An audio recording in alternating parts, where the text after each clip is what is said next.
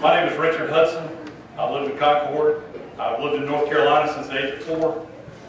Moved into the 8th District when I was about 14, 15 years old in Charlotte.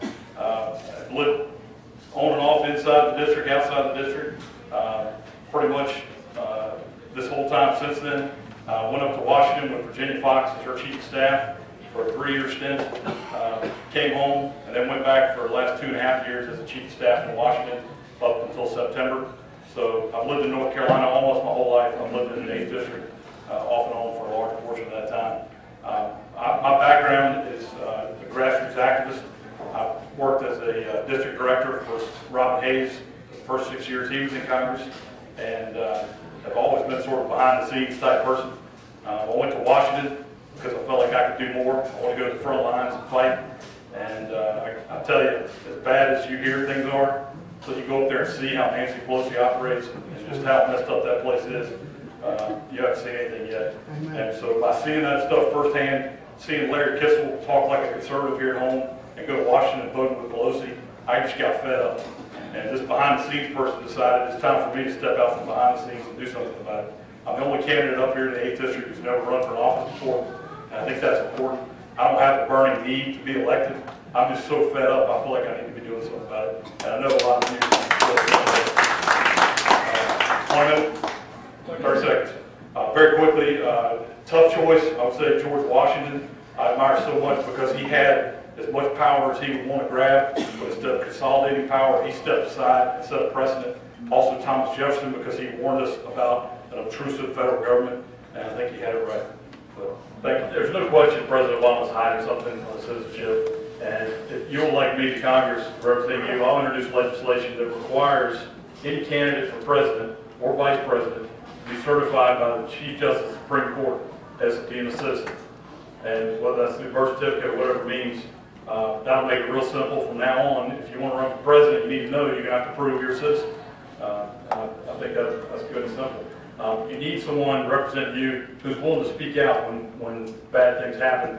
Unfortunately, Larry Kissel won't do that. And I've been holding his feet to the fire on this Eric Holder mess. I said this a couple months ago that I never thought anyone would convince me that Janet Reno wasn't the worst attorney general in the history of this country. But Eric Holder has done that. Eric Holder ought to be locked up for what he's done. And I've given Larry Kissel a hard time because Larry Kissel, typical of him, has signed a letter that said Eric Holder ought to be more truthful in Congress. And he walks around that letter talking about how tough he is on Holder, but he won't join the hundreds of members of Congress who, as I have called for Holder to be removed. Today, I went after Larry Kissel because he's been silent on this issue of the sex scandal, or sexual harassment scandal at the state Democrat Party headquarters. And I attacked him this morning for that. And I'm happy to announce that by this afternoon, the headline is Democrat Rep. Kissel demands North Carolina Democrat chairman resign. And to read down further in the article, it says Kissel's call for Parker's resignation comes on the heels of one of his GOP challengers, Richard Hudson, criticizing his silence on the issue. And it quotes me, where I say, as with other scandals, including Operation Fast and Furious and the GSA, lavish taxpayer-funded parties, people in the 8th District have no voice under Larry Kissel. I will be that voice. And then it goes on and says Hudson has previously railed on Kissel for hypocrisy, specifically when it comes to how he's handled the congressional response to Operation Fast and Furious. So I won't keep reading. 30 seconds. I don't know if you all seen the cartoon. I put it up on my Facebook wall, but it was President Obama at a podium saying, "I will not allow the half of Americans who don't pay taxes to be burdened by the rest of you who won't do your fair share." That's the mentality.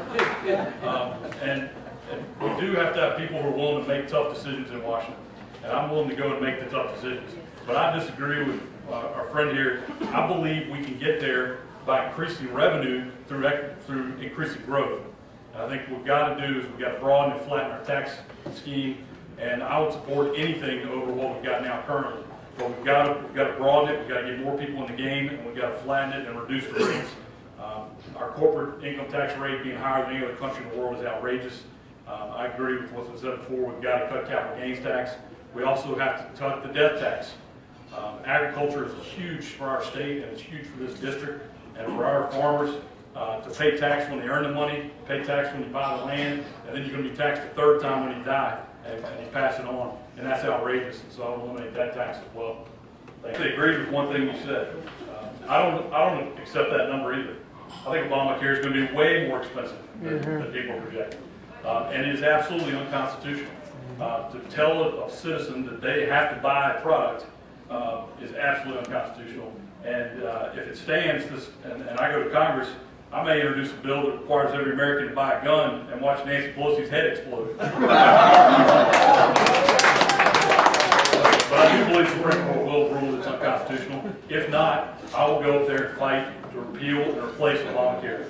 And as one of my colleagues said in a previous debate, it'll take them a couple of years to learn their way around and become effective. That's not the case with me, because I've been to the front lines, I've fought the battles, I know the people that sit on those committees are going to be making those decisions, and you will have a voice, if you're like me, in that process.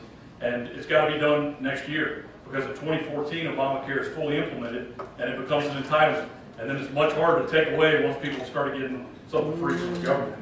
But what we've got to do is replace Obamacare with a market-based system that allows people to have health savings accounts and take personal responsibility. It allows small businesses to band together so they can have economies of scale to buy insurance. Force insurance companies to compete across state lines. These are conservative principles we've got to implement that will drive down health care costs. And that's the answer, not one-size-fits-all government care. Senator Jesse Helms was one of my heroes. One of my first involvements in politics was putting up Jesse Helms yard signs in Myers Park in Charlotte, home of the current mayor, Harvey Gann, who was his opponent.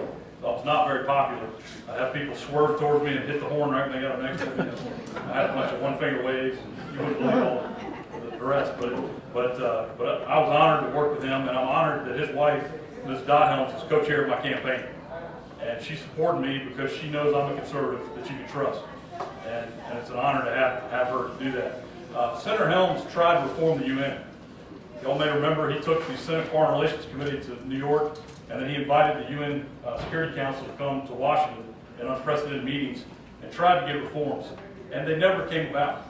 If Senator Helms couldn't get it done, I've kind of lost faith. And so I think we ought to just pack it up. And frankly, having those diplomats run around New York with impunity, enjoying the freedoms we have, is outrageous. So, pretty simple where I stand on that.